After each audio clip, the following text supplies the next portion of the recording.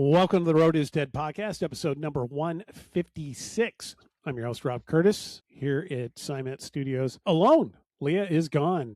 I can't remember where she's going today, but she is on her way to team camp. So joining me remotely, we have Tim Strelecki. Thanks to everybody for the feedback already. It's only been a week. Gotten a lot of feedback on the last episode. We Good, don't bad, have... different? Yeah, good. I got a lot of people pointing stuff out to me, and we mentioned that we were going to jump onto the AI coaching kind of topic and try to pursue that. And I've gotten some input from that.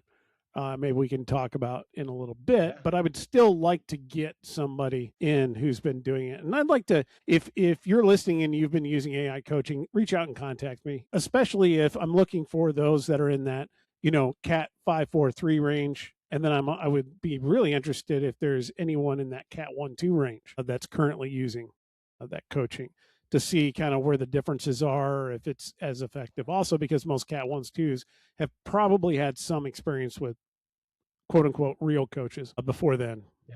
I also had half a mind to bring Rich Smott in, as he's coached off and on for years, but I know that he probably knows little to nothing about actual AI coaching at this point. So, it may just be, him talking about the benefits of having a real life coach, which obviously he knows from doing it as long as he has. So, but outside of that, how are things going, Tim? Things are going well.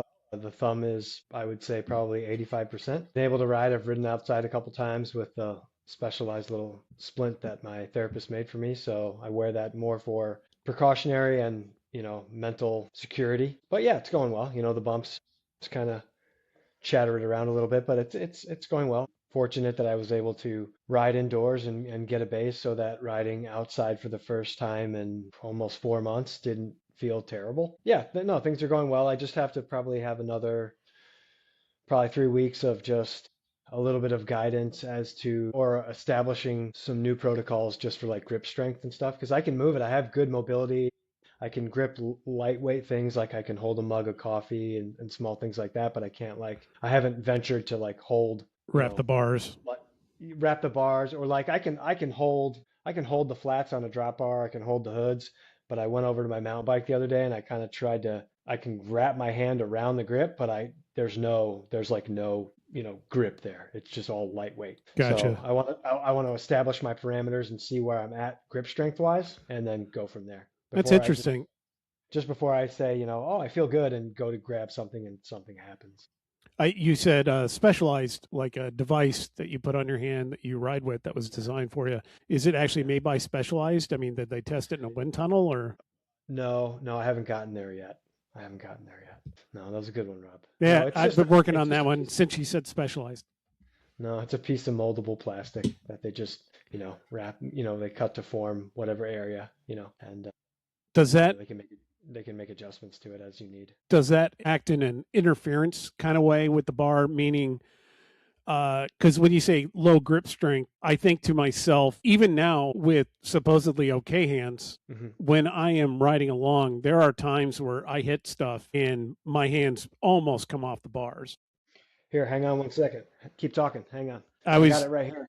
So I'm wondering if it's got some sort of interference between like your palm and the hoods or the tops, just so that if you hit a bump like that with lower grip strength, if it's going to run into something to keep you from going off the bars. The original brace that I was put into once I started going to physical therapy had a thumb wrap, and then it was a cross. For those of you that aren't watching, it goes across my palm and kind of wraps the back of the hand, and then it's held on with a couple Velcro straps. That I was in for probably a month, and then once I went back and saw my doctor, got clearance to proceed, and he said, "You're all good now. You can, you don't have to see me anymore. Proceed with your therapy if you like, etc., etc." I went to my therapist right after that, and we made this little guy. I don't know if you guys can see it, but it's basically a little thumb wrap, and it just slides over my thumb like this.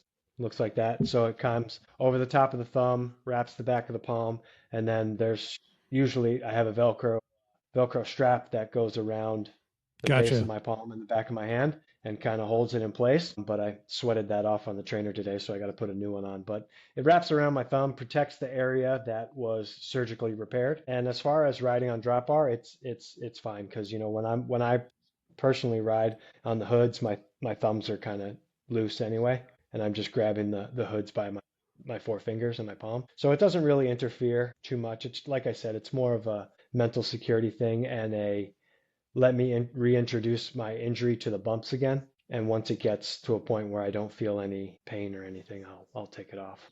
Or once I gain more strength. But I think for me, I guess what I'm trying to say is I think it does do what I'm thinking in that it doesn't necessarily get fail safe in terms of interference with the bars, but it keeps your thumb from being able to flip back enough to be able Yeah, to come off of it. yeah, yeah. It's It using the won't. rest of the fatty part of your palm Mhm. to Yep. support it, which Yeah, I is have kind of cool.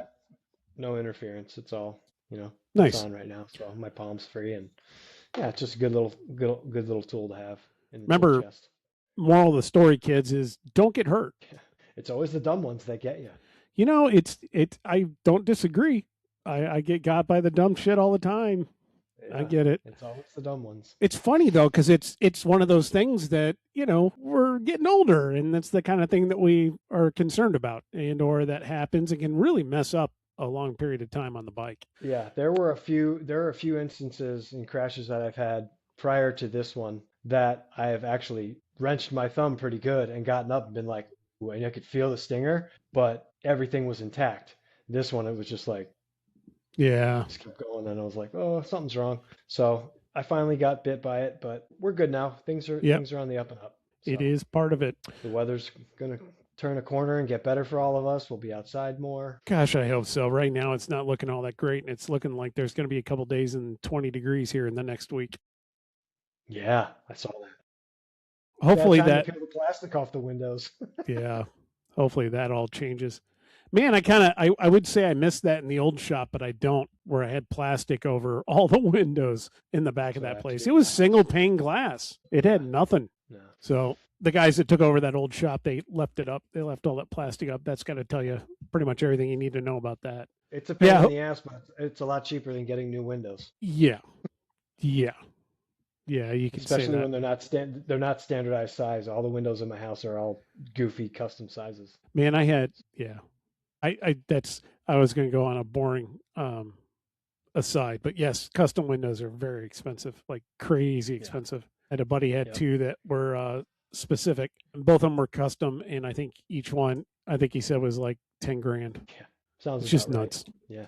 Yeah. Anyway, all right. Well, I know we were going to talk a little bit about the AI coaching thing. I guess we can do that now. Sure. We want to, a couple of people have reached out to me that do use AI coaching. What one Hmm. thing that those individuals have in common is all of them is they're using AI coaching to do a couple things. One is to help them with their weight and weight control. And they said it's extremely good with that because it's giving them like your macros, helping them track their macros, micros, and our macros, whatever, and are giving them like what am I trying to say, menus for their daily, what they're going to eat, and recipes and shopping lists and all that kind of stuff. So with that, I think that's very interesting to me because for those that have ever had any kind of a weight journey or anything, at one point I was quote unquote prescribed Noom, having to use the Noom app as a way of dropping weight. And really all I did with that is report what I was eating, food cataloging or whatever. And I just did that because I was asked to do it. And I said, well, if I'm going to do it, I'm going to do it. And that helped me quite a bit. So this seems like it has all that kind of functionality. And I'm pretty sure these guys aren't necessarily paying for it, or at least a high price for it, like some of these other weight loss apps What or food platforms are tracking they apps. using? I'm not sure 100%. I believe one is using Chat GPT. I don't know Interesting. what the others are using. I have heard of people using some of these platforms to just say, help me plan a menu for my family for the week, and then revising it, and then creating a shopping list and pricing it out at local grocery stores, and it telling you where you should go, what's on what aisle, that kind of stuff. I don't know how detailed, but all of what I've seen seemed detailed enough that it was scary, which is kind of the thing with When you said you wanted to talk about AI coaching, I didn't know this was going to be food-based AI coaching. I thought Well, this was is sport part of specific. food is part of coaching, but yeah, I mean that's Yeah, part of what they're using it for. The other part got that they're using it for is obviously for training programs. And the input I've been getting is, if they say, "Hey, I've got 40 minutes to go ride. What should I focus on, and what kind of intervals should I do, or what kind of ride should I make it?" And supposedly, it's giving pretty good feedback for that, and they're seeing results. Now, like I said, the ones that have gotten back to me are in that Cat 543 range, and not in that Cat 1-2 range. it. And I'd be really interested to know if anybody at that pointy end is using AI as a coach. So if you are, please reach out to me at Road is Dead and let I me think know. I think when you're in the Cat 1-2 range, you've obviously got some experience. So you've probably used some AI platform early on in your career to get you where you are. But the higher up you go and the more experience you get, and this is just my opinion, I think it's best if you seek personalized coaching from a human, specifically a human that has experience in what you're doing and at a level that you want to be at. You know what I mean? Because you can have those conversations, those deeper dives that I don't think AI is going to provide for you, and they can help you get that missing 1 or 2% to get you where you want to go. AI is Yeah. not going to sense your emotion, not going to sense the all the stresses you have in the day. When you can literally talk to your coach, and they could say, "Yeah, I've been in that similar situation," or "Hey, okay, you don't feel good today. Let's back it down." And I'm not saying AI can't do this, but for me personally, I would want human interaction. And I've always been a person that has gravitated towards human based coaching, not AI. I've thought about like in between my personalized coaching that I got from the humans that I dealt with. I've thought about an AI platform, but there's too many out there, and you really have to align yourself with the business model that the AI coaching platform is. The people that, the AI coaching platform, what are their philosophies? And, it's like getting a bike fit. You have Yeah. to go to someone you trust and someone that has good philosophies when it comes to fitting. Well, it's kind of the same thing, when it comes to coaching. What are their philosophies? What do they believe in? What's their experience? And then you can trust it. But I've always been personally, I want the human connection. Yeah. And I think I've mentioned on here, but in the past, I've thought about utilizing like Trainer Road. I like what they're doing I with thought some of about their that. AI, but at the same time, every time they have a podcast for those that don't know, what Hmm. Ask a Cycling Coach or something, I think is the name Yes, of it. that's the name of it.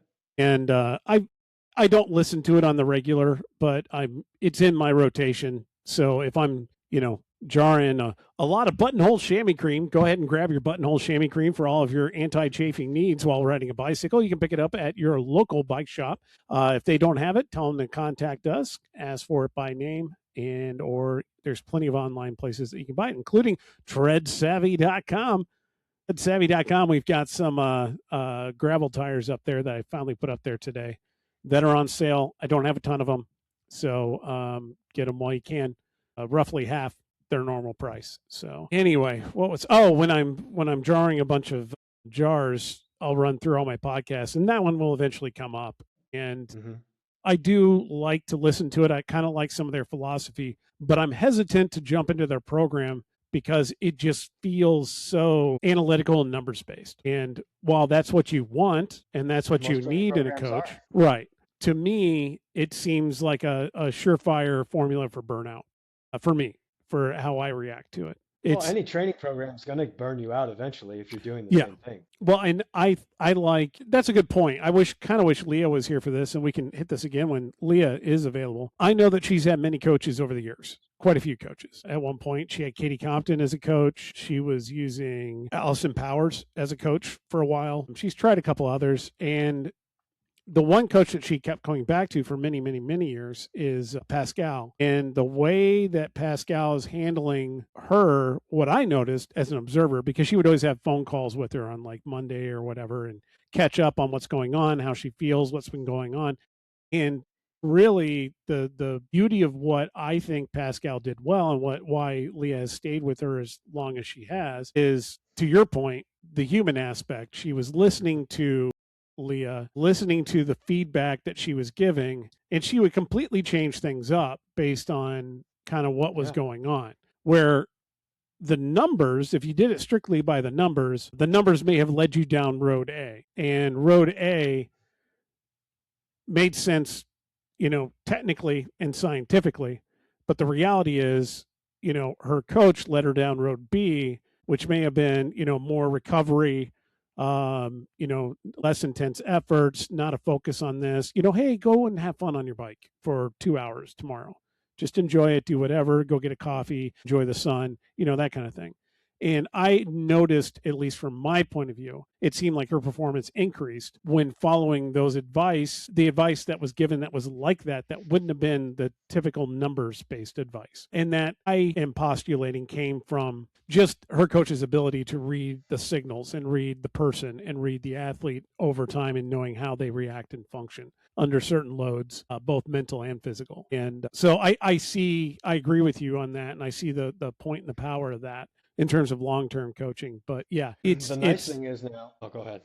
No, I was just going to say with Trainer Road, it seems all, numbers based and scientific to the point where if I have to follow it to a T, I wouldn't make it much past just trainer season in the winter. Well, I don't think necessarily if you're using an AI platform, Trainer Road or FastCat or whatever, you don't necessarily have to follow it if you know what you're doing. And if you've been trained by a coach, a personal coach, not AI, for many, many years, and you've had these conversations and you've had these discussions, and they've helped you identify when things are great, what are my sensations, what am I feeling? When things are bad, what is bad, what am I feeling, how am I feeling? What is my mental state? What is my physical state? If you can identify all these things and you've had a body of work with an individual, you can be successful with AI because you could wake up, have an exercise to do, have a workout to do, and then realize I'm not in the mindset, or I'm too stressed from other factors in my life, or I'm physically not feeling well, to move that around.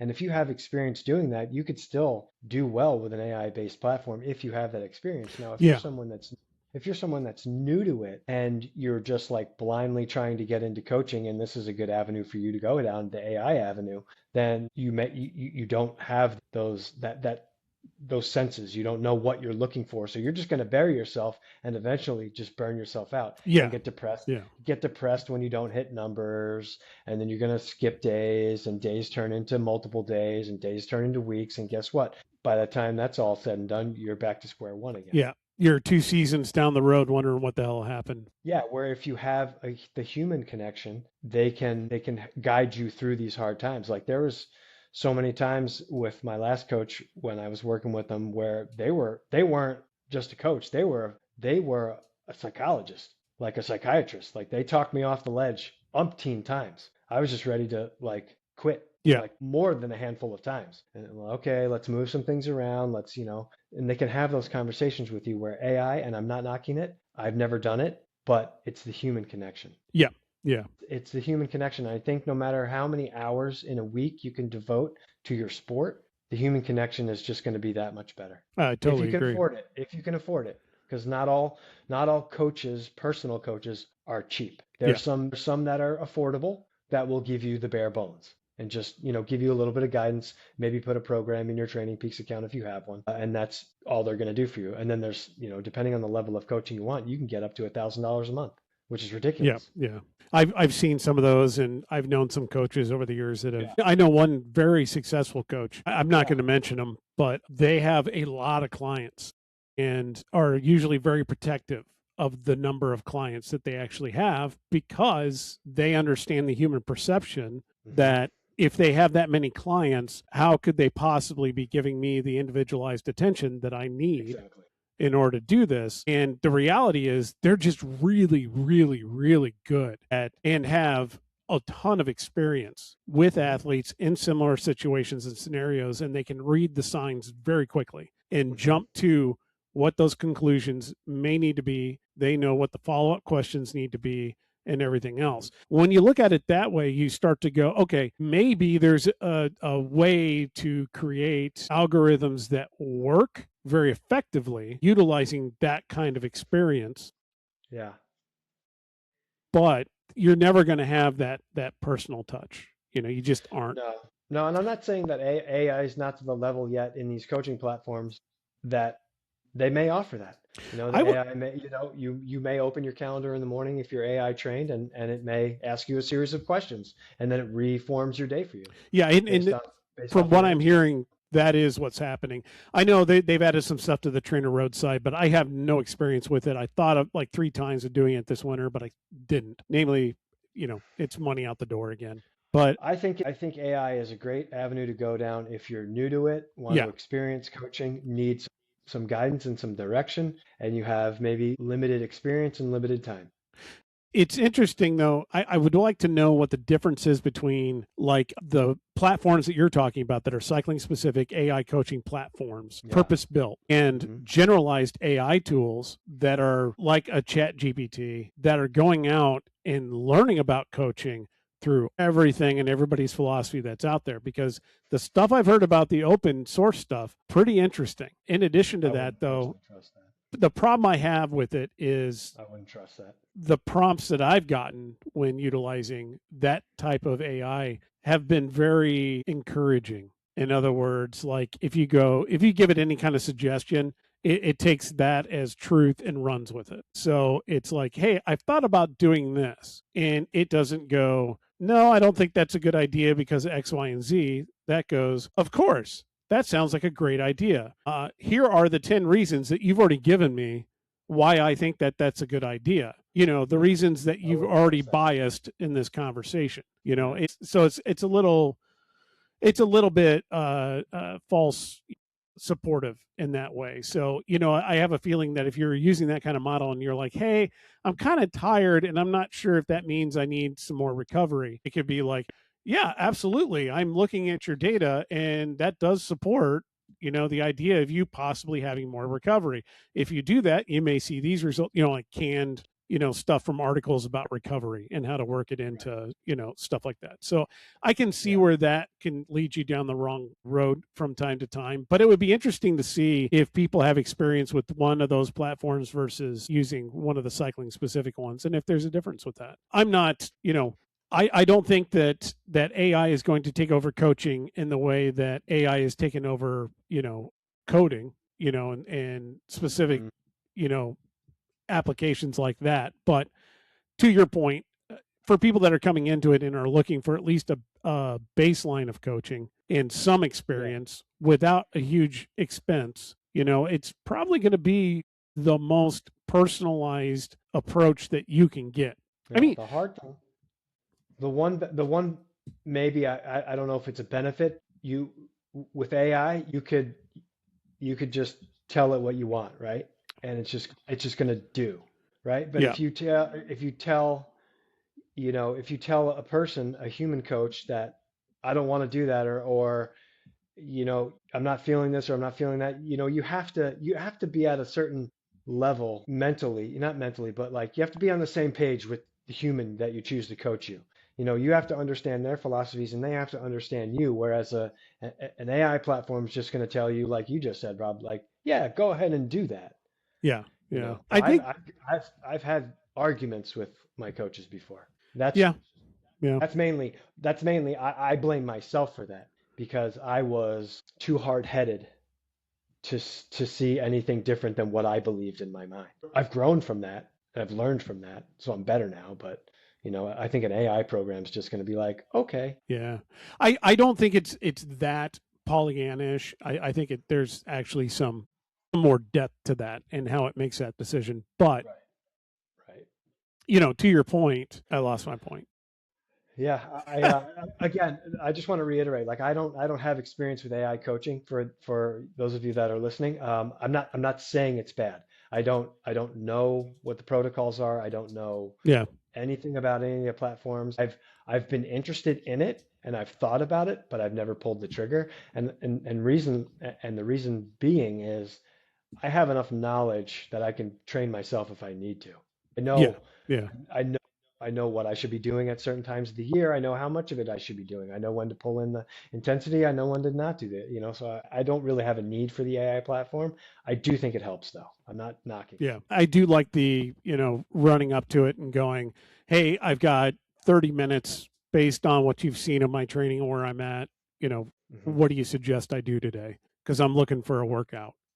That I do like, but I don't know if that's any more or less effective than just utilizing like Garmin's built-in, Yeah, workout system. it's kind of almost the same. Yeah, to a And degree. But once your Garmin device, your wearable gets to know you, it's like anything else. It's going to yeah, suggest things that aren't going to hurt you. They and may it's going to not, do that based on AI. yeah, it's not going to move. It may not move the needle as much as you want it to, but it'll at least keep you from detraining Yeah. or getting stagnant, you know? God, that's the worst thing to see on the watch. What does my watch say today? Let's look. Productive. It says productive. Good for you. That's a good day, man. That's a Considering I win haven't for done sure. anything since Monday, I'm going to take that one. But Monday I was overreaching, I believe. But whatever. But we are long gone from the days of, looking at the books, training and racing with the power meter. What was the other big one? There were a It's a couple good that book. were. It is. It's a But I good mean, book. is that the original one Yeah. where Hunter Allen and Hmm. Joe Dave Friel Goggin. Yeah, Joe Friel. Yeah, I have they that one. the philosophies that they put in about basically load and unload and Hmm. creating their TSS or loading scores and the Hmm. training effect on the body, that is the basis that almost everything that we utilize today is based on still. Yeah. Great books. They're still worth a read in my opinion if you're going to get into training. But at this point in time, with all the tools that are out there, it's almost like, can I in good conscience, tell a 16-year-old that's trying to get competitive in the sport, hey, you need to sit down and read these old ass books to They're understand not what's going to do going that. on. They That's almost what don't need to. social media and YouTube are for. Yeah. Oh, you Or, just go, Charlie does 380 for 80K. I'm that's going to all go I got do to that. do. I'm going to do that. That's my training. I'm not going to do anything until I could do, you know, 380 watts for Yeah. 50 miles. Yeah. I mean, I used to have I forget what they called it, but the training log, the spiral bound one where you'd have to Oh, go every day and I have one over there. Yeah. Sitting write over down there next your to me. your plan, what you actually did, and all that. Yep. And then they turned that electronic and turned it into Training Bible, I have that too. and then Training Peaks. And Yeah. yeah. Oh, Training Peaks has their own AI thing, and they have their own they have their own, I want to say, training environment online. Like, They have a virtual world. yeah, They have a that's what I'm virtual trying to training say. platform. Yeah. So that's interesting. I have not tried it in its beta phase. I don't know if it's still in the beta phase, but it appears to be pretty good, and there's some pretty cool features to it. I've never tried it. Yeah. I from what I'm hearing, a lot of the other platforms that are out there now are really good and have a lot of features and benefits that seem to outclass Zwift. But at the Yeah. end of the day, Zwift has got, is the 10,000 pound gorilla in the room. They've got the momentum of having just that many users, which for a lot of people means that they want to be a part of it. They don't want to miss out. I mean, that, if you want to talk about AI coaching, that's kind of another coaching platform you can use. People use it. Yeah. I used it when I had Zwift in the during the pandemic. I used it for a month, I think. I just clicked on a random platform and was like, or a random training program. I'm like, Yeah. I'm bored. This looks like something to keep me interested. I'll do this. That, to me, though, it seems more like what I used to do in the CompuTrainer days, where it's just a, Yeah. a pile of files, and all you're doing Yep. is selecting a file and serving it up in erg mode and going on. No And erg that was the mode. basic of You should CompuTrainers.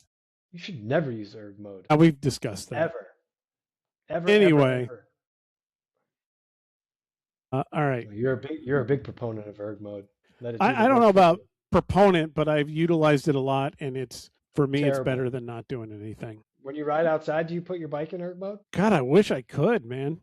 That's kind of one of Well, the big why you shouldn't drawbacks use for erg mode. me. That's one of the big drawbacks for me in using training outdoors. Much prefer training inside because you can control more variables. And Hmm. when you're in the middle of that, whatever 3-5 minute effort, and in your head calculated it out, and we're like, I've got the time to get this effort in before this feature happens or whatever. Next thing you know, you're like, I rode that a lot faster. Now I'm at a stoplight. What am I doing? With Hmm. traffic, and I can't just blast through it. And then I got to accelerate back up, which means I'm not going to be in my power target during that acceleration. I don't know. And then next thing you know, you're going 40 plus miles an hour in an area that you don't normally go over, like 25. Yeah. Anyway, It's hard to do those that are kind of numbers that training I don't hit. where we I'm live. just throwing those out. So if you do work with any of these platforms, we do want to hear from you. Please send us some emails. And just let us know. Even though I say send us emails, people still just reach out and send me, text messages or messages on whatever social media platform. And I think I've mentioned it here before. I have like 400 different social media accounts. I cannot track any of the messaging across any of them. It's just abhorrent to be able to do it. So Why don't you that is the try knocking that down to 200? I have tried knocking it down, and sometimes you just got it what it is. The problem that you have is that some of the messaging, if it depends on how the account is defined within the platform it is, whether it's a personal account, whether it's a business account or whatever. And it's not even that straightforward. Sometimes it's if it's a public account, if is it this type of account, is it that type of account?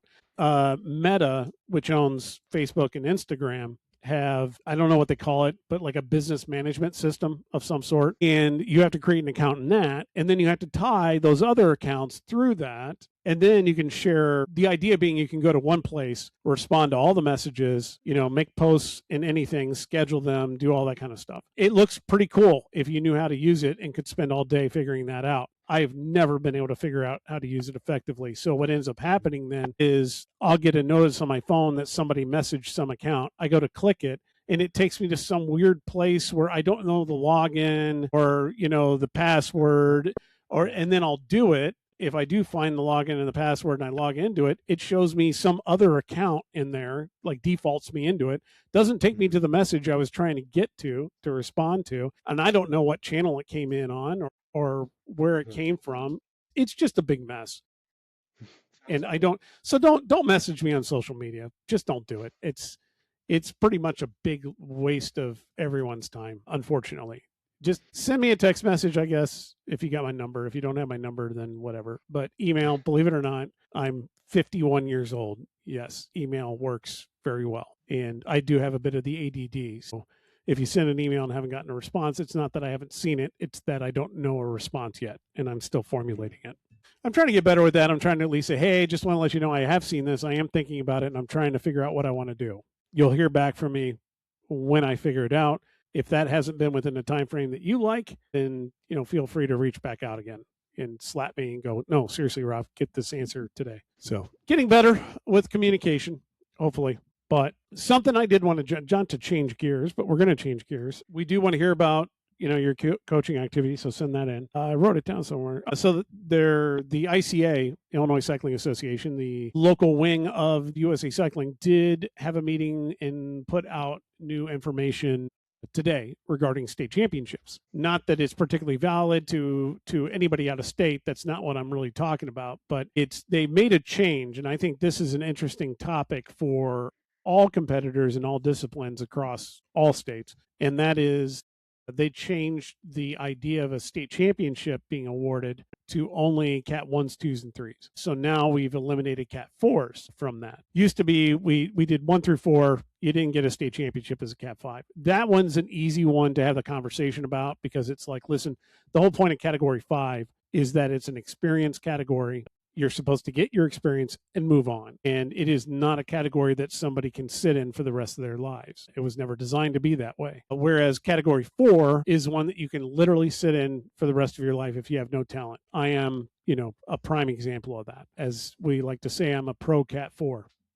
By the way, that's our name for like when we do trivia. So the idea then that we're backing it up and not awarding it to Cat 4s. We're only awarding it to 1s, 2s, and 3s. I mean, obviously, they're keeping it the same with juniors. So juniors still get their in all age groups, get their state championships. They're keeping it the same for masters because God forbid anybody touch the masters, what goes out there. And to be honest with you, I think there are still some like Masters 4 or 5 state championships and some crap or whatever, and there shouldn't be, in my opinion. There shouldn't be. It should definitely not. always just be the ones, twos, ones, If you're two, not gonna three. give it to, if you're not gonna give it to category fives or category fours, don't give it to masters 4 5s Oh no, at all. they won't. They won't. I have a feeling. But in general, this brought up a conversation then, and Val and I talked at one point about this, and she brought up the point, and I totally agree with it. And it's that it shouldn't even just be like Cat ones, Cat twos, Cat threes. There's a state championship.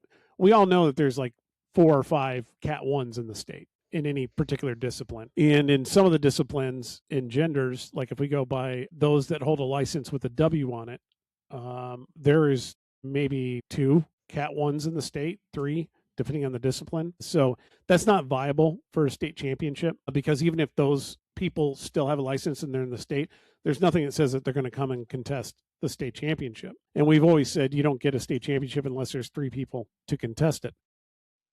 Yeah. But the idea then that Val floated out is, why is it even that when it should just be awarded only to the top race of the day? So remember, we're not talking about juniors, we're not talking about masters, we're talking about category racing. Mm-hmm. There is a quote unquote top race of the day for women and a top race of the day for men. As it stands now, we can get into your policy 7 debates and excuses anytime that you want. Not here. Careful. Not here. It is the third rail of cycling. But in general, for the purposes of this discussion, and I'm talking about USA Cycling, the way that it is right now, you basically have a women's top race of the day and a men's top race of the day. And the idea being that you would award a state championship to whoever won the women's and whoever won the men's. And that's it. And I got to say, and I love that idea. And I think that that's the way to go. And I know I floated the feedback out there and it came back as, that's kind of a big change and we don't want to make that big of a step, in 1 year or whatever, which is fair, whatever. Also, I think it may have something to do with if some other people want to win some state championships more so than, hey, what's this look like, long term. But we did this with gravel. So when we first had our first gravel state championship at Little Apple, the way that I set out to do it is I said it's only This guy. top racer in the men's race and top racer in the women's race, This guy. and it's only in the 100K. We're not doing I'm the 60K men's state champion. Screw that. And there's no Cat 1, Cat 2, Cat 3, Cat 4 crap going on with it. It's just this is the person that won. This is the person that won the race. So they are the champion in the state. And I think a lot of this, we can call it what we want, but I hate to, congratulations, by the way. I hate to use the everyone gets a trophy, trope to try to explain this, but it seems like over the years, our state championships have morphed into the everyone gets a trophy trope.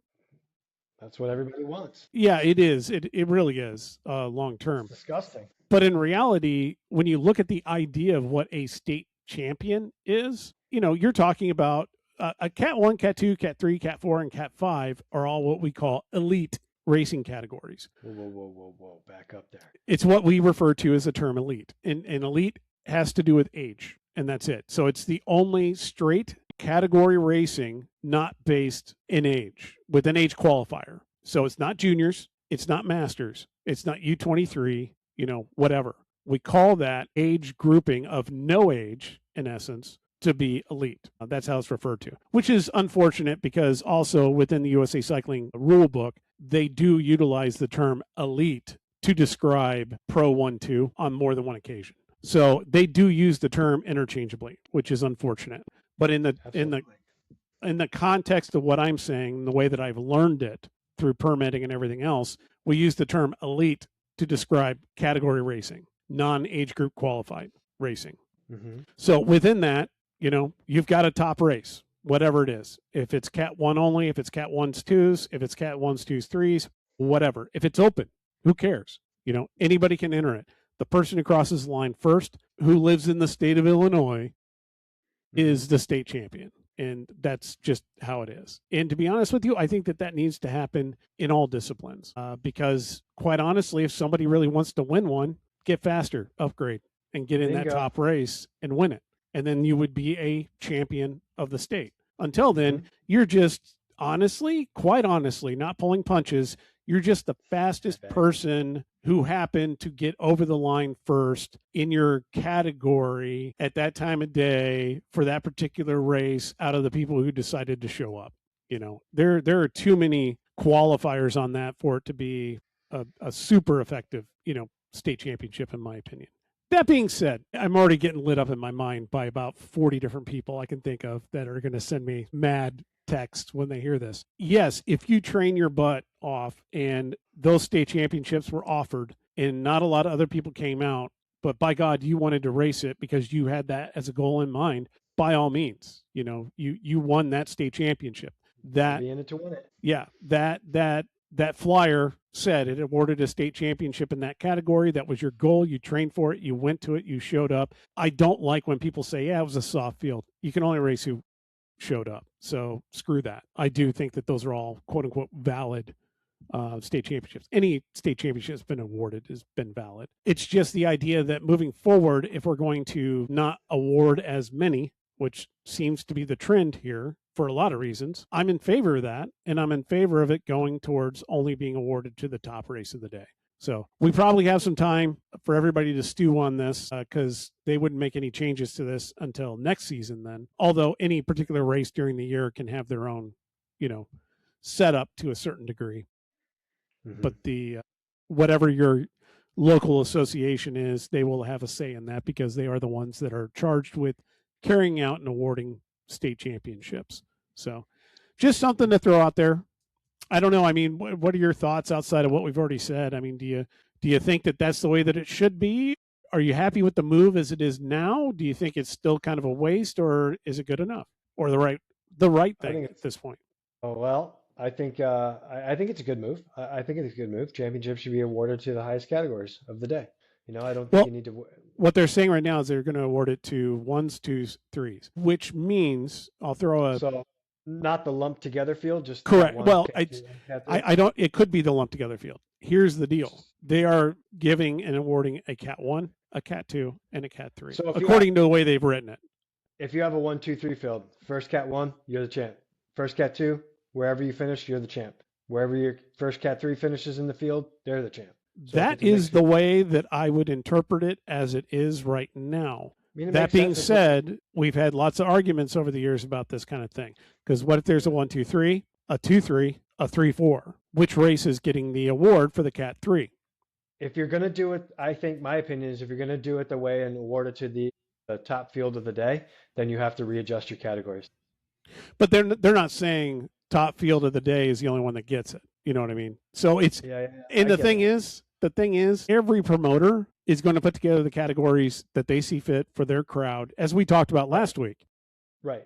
The one that most effectively they feel serves the riders and racers that are making the conscious decision to show up to their race Yeah, and giving them as yeah, many opportunities as they can to race. But then uh-huh. if it's a state championship, then it comes down to we used to always have to produce a cross reference that said, if you are trying to win this state championship, then this is the specific category and race on the schedule at that venue that you have to enter in order to Right. contest it. You Yeah. may be able to race 4 times that day, but this But your specific championship is one here. is the Yeah. championship. Yeah. And before that, nobody ever did that. Nobody ever made a cross reference. And you'd see 3 people arguing over by the officials after the race going, no, this is a state championship. You said it's a state championship. Well, when are you going to award the Cat 3 one? You know what I mean? Yeah. I made it a point for all those years to be like, you need to produce on the flyer what the cross reference is. Yeah.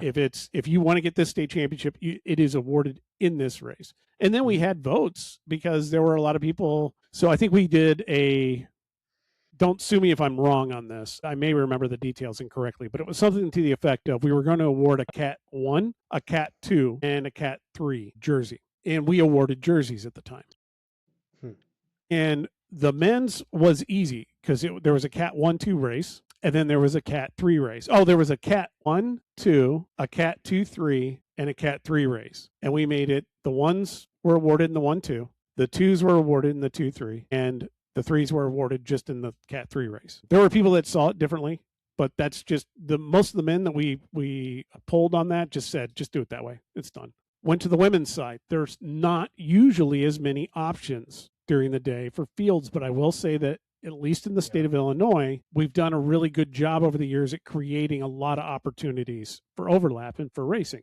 And we asked that same question, and they had a 1-2 and a 2-3 race, like a 1-2-3 and a 2-3 race, I think. But the question was, which category or which specific race is the Cat 2 award going to be awarded in?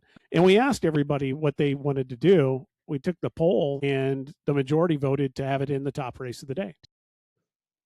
And I remember at the time my concern with that and why I asked it and why I thought it should have been awarded in the 2-3 is because I could easily see the scenario happening where you've got your 1-2 race, let's say. If we're talking about a 1-2 race that actually has enough people showing up to race in it, then we're talking in one of our large series. That brings in people from out of state. When that happens and there's enough people to actually race and contest it, what you would find then is the local Illinois rider, who would be a 2 in this case, might finish in 15th or 18th place, and because it was contested in the pro race of the day. Mm-hmm. They might be in 15th or 18th place, and now that's going to be your state champion. Mm-hmm. And that was what kind of, more than myself, but took issue with, because then you could turn around and look, there's a 2-3 race, and odds are they're going to be in the top 3 or 4 that finishes in that, because it's not the pro race of the day, it's not the big event of the day, and everything else. But people see it both ways, and I understand that, but it's just from the promotional standpoint, it's just crap to be able to sit there and say, yeah, well, you're state champ. You're state champ. Where'd they finish? I don't know, like 25th or something like that. I don't know. Yeah, I mean, it happens. It's the same thing as saying, I'm the Cat 4 state champ in whatever, Yeah, I mean, happens in all the time. Top American, 45th. Right. Or just your category for the day is 1-2. Your championship is in this race at this time. If you're a Cat 2 and you want a state championship, pedal harder. Yeah. And try to win the fucking race. Excuse me, I cursed. I'm sorry. I was doing so good. 55 minutes and I dropped an F-bomb. I'm sorry. Well, I was going to hit that button anyway. Okay, so yeah, that's kind of how I see it. If you're going to be in a mixed category field, just offer one jersey. Don't break it down in categories within the race. Just offer one jersey. If you're a lesser category and you want to contest it. But they can't do that for some of these categories, though. Like a Cat 1 and a Cat 2. Well, they're not going to be in 2 different races in the day, most likely. It's not a perfect science. There's no real good solution. You'll make some people happy and you'll make some people unhappy, and that's just how it's going to be. But if we just awarded it in the quote-unquote top race of the day, the most difficult race of the day. Yeah. One jersey. And it's just one jersey, and it goes to whomever beat all the other people. Bingo. That's it. Then, I mean, if it's an open category, it could be a Cat 4 that had a stellar day that's on their way up and just happens to be a Cat 4 because they haven't earned it yet. Don't make it an open category. Well, but the gravel example, if it was somebody that has never raced and doesn't have categorization, Palmares in their background to be able to cat up, but it's an open race and they get in it and they are like the fastest person around, but they've been doing mountain bike or whatever and just never raced in USAC, then yeah, that should be your state champion, even if they happen to be a Cat 4, Anyway, so I think we're both in agreement on that's actually the way that it probably should go long term. I think what they've done so far is a nice first step. Yeah. And in general, I think it reduces costs associated with and makes maybe some state championships just slightly more meaningful in a way, maybe. I don't know.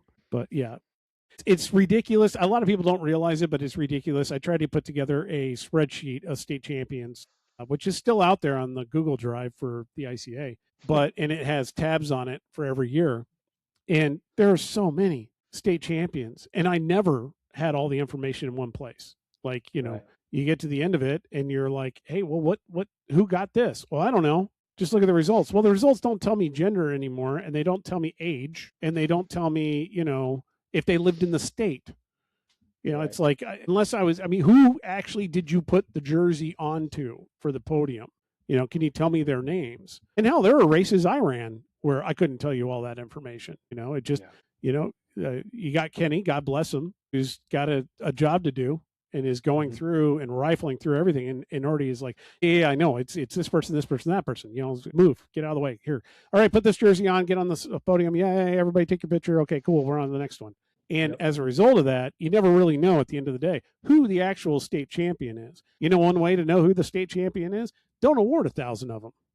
If you don't award Yeah. 1,000 of them, it's probably a little bit easier to remember who that is at the end of the day. Yeah. But a little bit harder to say on the junior side because there's a lot there, and there needs to be a lot there. But that's a different situation and scenario. Yeah. I don't know. Anything else you want to mention about state championships? No. All right. Nope. I don't We're have running longer than we thought we were going to do. I thought this was going to be a short one, but I got on a We always tirade, I do. guess. I know. It's all right. Yeah, I It's kind all of like right. it. What else do you want to tell the people? There's one we had on there, rough road setups. Do we want Oh to go yeah. into detail on that? Hey, we got some time. Might as well. Yeah. Yeah. Why not? Well, what's your preferred for that race? You've done it. How many times have you done it? That's a good question. Twice? Twice. Okay. I would say twice, I think. Okay. Out of those two times, you've obviously probably ran two different setups. Yeah. You spoke about the setup you ran last year and how much you enjoyed that. Yeah. Would that be your go-to for this year? Explain to the people, our listeners, what you ran if they don't know So already. the first time I did it, I ran, I don't know, whatever gravel setup I had. And honestly, I was just kind of riding along and spent the last, I think, 10 miles talking to somebody on the team and just kind of rolling.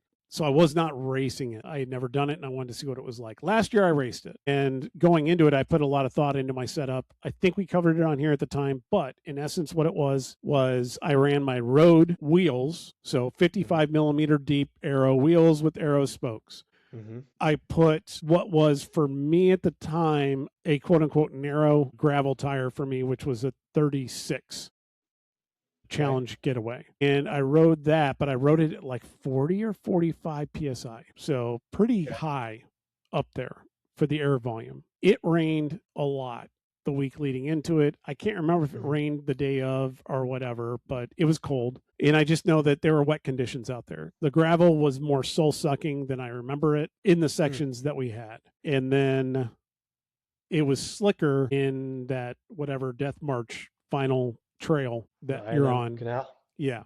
Because that doesn't have gravel. It's mud in essence. And it had rained a lot that week. So there was mud. It was slick. There were puddles, and it would have been a benefit to be able to see up the road far enough to be able to jump, ruts as needed. But we were locked in what was in essence double pace line. So both ruts were occupied and you were, asshole to nose tip pretty much the whole way and just hoping to God everybody could handle their bikes, and which they were not able to. But so there were a few pucker moments in my tight tire setup. The pressure on them gave me a few, but I loved the pressure obviously when I was on the pavement sections. So I don't know. Balance. So I mean, me personally, and I've thrown some challenge getaways up on treadsavvy.com. Go out there and find a good deal. That getaway tire has a very pronounced center ridge, and it's got maybe a 1/4 inch or so width tread that is like an arrow chevron kind of thing that only has small cuts every so often in it for water and mud to kind of get pushed out of the way. It reduces that contact patch then size when you're on hard pack, and it makes it a really, really fast rolling tire, in my opinion. I'm sure whoever owns a subscription to bicycletirerollingresistance.com or whatever the hell it is would argue with me on it. But the reality is, and then that combined with, I've ridden the 40 in that tire now for a couple seasons. And I got to tell you, so I switched to the 36, which was a previous tire for me to race that race. And while it was fabulous on 90% of that course, the parts where it wasn't fabulous, I didn't really like. So if I were to do it again, if I ran that 36, I would drop the pressure on it slightly.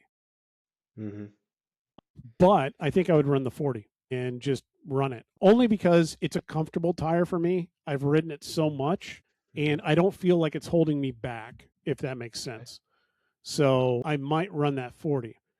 That being said, I have a new set of wheels that I was going to test, a new rim that I was going to build up a set of wheels and test when I'm out there. It's also running Alpina spokes, which are fairly new for us, and I was just going to get some time on them. But the reality is, I think they're like 50 deep, maybe. I got to measure it. So not 55 deep. The profile doesn't look necessarily as aero as what I've been running on.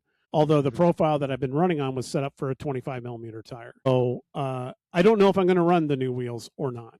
I may not. So you're going to see me on something. It's going to be carbon, and it's going to be deeper than what I normally ride on a daily basis. It's going to have aero spokes on it, not birds, because I do not believe that birds are even remotely aerodynamic, and I do believe that they do create a lot of drag. But ridiculous amount of drag. Yeah, in crosswinds and anything that isn't like a direct headwind or a direct tailwind. Yeah. That's all you get out there. I have not been out there when it's super windy, but I understand that it can get extremely windy out there. Oh, it's next level challenging. Yeah. There's I can nowhere see that. to hide. Nowhere to hide. You should do your 50 in the front, or the wheel you ran last year, do 50 in the front with a 40 getaway, and then do your 55 in the back with 36 getaway. Interesting. I don't like the squirrely though. That's what I'm trying to get rid of. And the controls in the front, not in the back. Oh, I know. You can steer with your ass. If you have a 40 in the front, you have more traction. It just makes me pucker. Why? It just does. It just does. Not having a 40 and a 40? Like if you have No. Just the idea of that 36 again in the back, because I'm sure, knowing me, and it's in the rear, I would put higher pressure in it. Okay, and that's what I need to not do. I would say try to find I would say do a 40 getaway in the front and a 40 Stradibianchi in the back. You got a party in the front, you got all the grip, and you got speed in the rear, and do a 50, 55. Interesting. All right. So don't know. I'm assuming you're not racing it this year or may last minute just for fun. Yeah, I don't know. I don't know. But I like thinking about stuff like this. I like trying to figure out the puzzle, and it's always a crapshoot because the weather is so up and down this time of year in April, when rough road always is, and the build-in, tons of rain, like you said. So it's a mixed bag, and it's nice to try to think about what you want to do, but don't obsess about it, because you could just confuse yourself. There was one year I did that, and I brought two bikes to the race, and they were completely different, and I chose the wrong one. But I think I would go for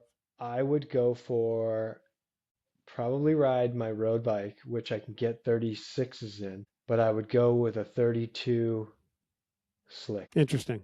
Yeah. A Stradibianca would probably be really nice there. The last time I raced it, I did it on my pivot gravel bike. It was a 1x setup, and I had 32s, specialized Roubaix 2s on there, and it was money. Nice. Enough to get you through the chunky gravel, like Mine Road, that long, I think it's 6 or 7 miles. It comes at mile 18.